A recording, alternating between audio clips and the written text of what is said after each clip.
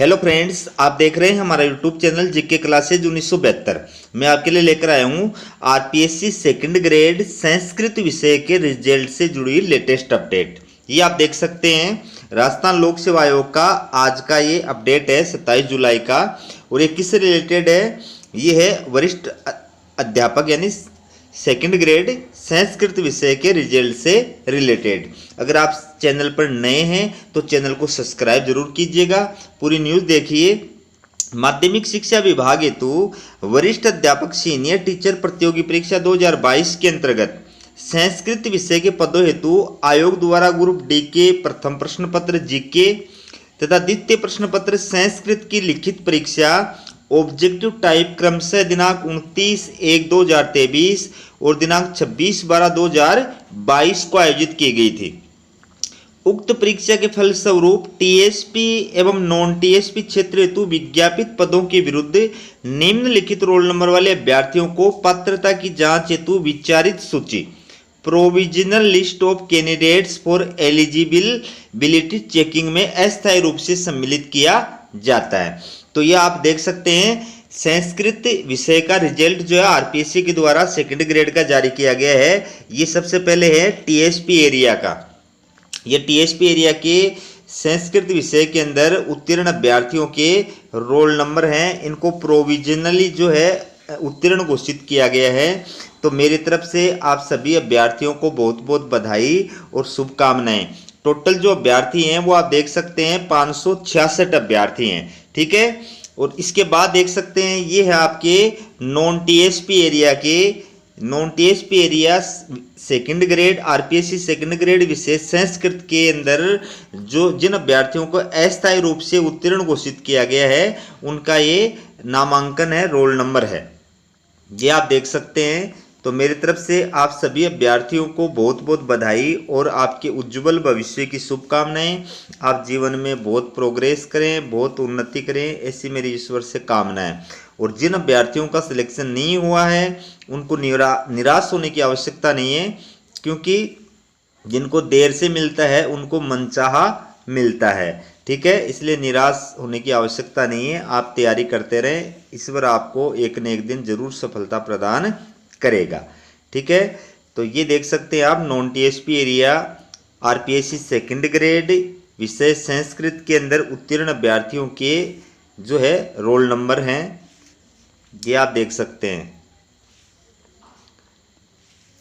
अगर आपने चैनल को अभी भी सब्सक्राइब नहीं कर रखा ना तो चैनल को सब्सक्राइब कर दो, क्योंकि जो भी आरपीएससी से रिलेटेड होती है, कर्मचारी चयन आयोग से रिलेटेड अपडेट होती है, वो सारी हमारे यूट्यूब चैनल पर आपको देखने को मिलती है। तो नॉन टीएसपी एरिया के टोटल जो प्रोविजनल रूप से उत्तीर्ण अभ्यर्थी हैं वो है 3150, ठीक है। आगे देखिए, ये सूची चयन प्रक्रिया में भाग लेने वाले अभ्यर्थियों की अभ्यर्थिता सुनिश्चित किए जाने के क्रम में केवल दस्तावेज सत्यापन के उद्देश्य से है तथा यह चयन सूची वरीयता सूची नहीं है।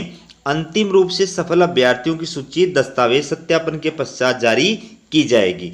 तो ये जो सूची है टीएसपी एरिया की और नॉन टीएसपी एरिया की, ये सूची केवल क्या है? ये सूची केवल पात्रता परीक्षा की पात्रता सूची है, ठीक है ना। फाइनल जो मेरिट लिस्ट है वो डॉक्यूमेंट्स वेरिफिकेशन के पश्चात जारी की जाएगी। इन उत्तीर्ण अभ्यर्थियों का आरपीएससी के द्वारा डॉक्यूमेंट्स वेरिफिकेशन किया जाएगा। काउंसलिंग होगी, काउंसलिंग में डॉक्यूमेंट्स वेरिफिकेशन होगा और डॉक्यूमेंट्स वेरिफिकेशन के अंतर्गत जो सही पाए जाएंगे उन अभ्यर्थियों का फिर बाद में फाइनल जो है लिस्ट, फाइनल जो रिजल्ट है वो जारी आरपीएससी के द्वारा किया जाएगा, ठीक है। आगे आप देख सकते हैं दस्तावेज सत्यापन का कार्य आरपीएससी के माध्यम से किया जाएगा। अतः अभ्यर्थी अपना विस्तृत आवेदन पत्र भरकर काउंसलिंग के समय उपस्थित होवें। काउंसलिंग के विस्तृत कार्यक्रम के संबंध में आयोग की वेबसाइट एवं अन्य माध्यम से यथासंभव पृथक से सूचित किया जाएगा। तो चैनल को अगर आपने सब्सक्राइब कर रखा है तो आपके पास में लेटेस्ट अपडेट जो है तुरंत आ जाएगी, ठीक है। आयोग द्वारा अभ्यर्थियों की पात्रता की जांच विज्ञापन की शर्तों या नियमों के अनुसार की जाएगी।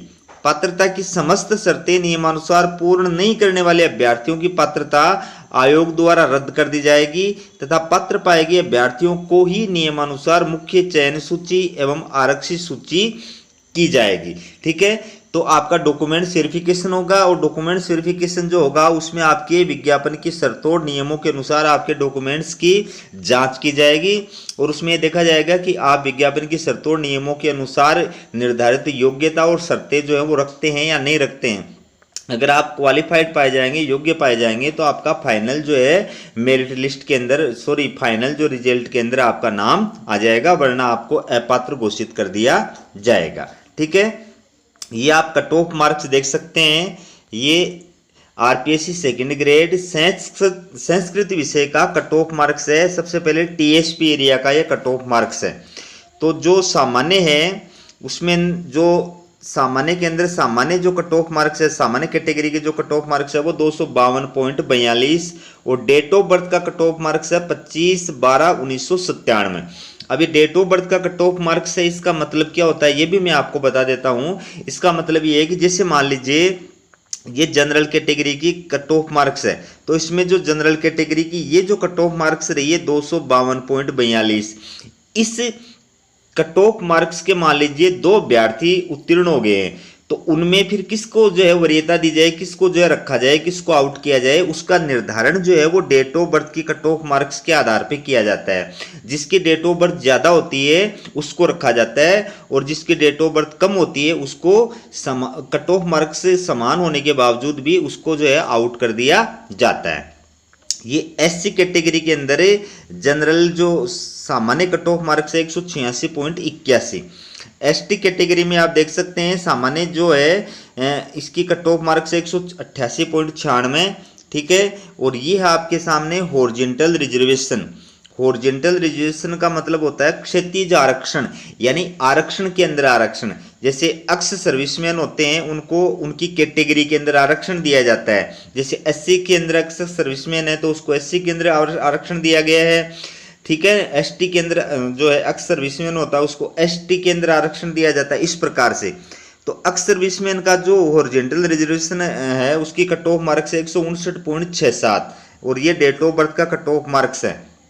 ये जो है विकलांग वगैरह इनको एनए लिखा हुआ है। एनए का मतलब होता है नॉट अवेलेबल, यानी आरपीएससी एग्जाम क्वालिफाइड करने के लिए जो मिनिमम मार्क्स चाहिए अभ्यर्थी को, वो मिनिमम मार्क्स प्राप्त अभ्यर्थी जो उपलब्ध नहीं थे इस कैटेगरी के अंदर, इसलिए यहाँ पर एनए लिखा हुआ है। ठीक है, तो ये अलग अलग कैटेगरी के अंदर आप देख सकते हैं cut off marks.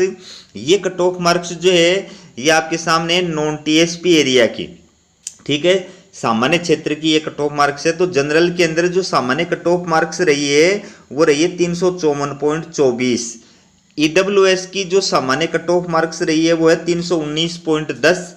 SC category के अंदर जो सामान्य कट ऑफ मार्क्स रही है वो है 283.38। एसटी कैटेगरी के अंदर जो सामान्य कट ऑफ मार्क्स रही है वो है 275.15 और ओबीसी कैटेगरी के अंदर जो सामान्य कट ऑफ मार्क्स रही है वो रही है 320.15।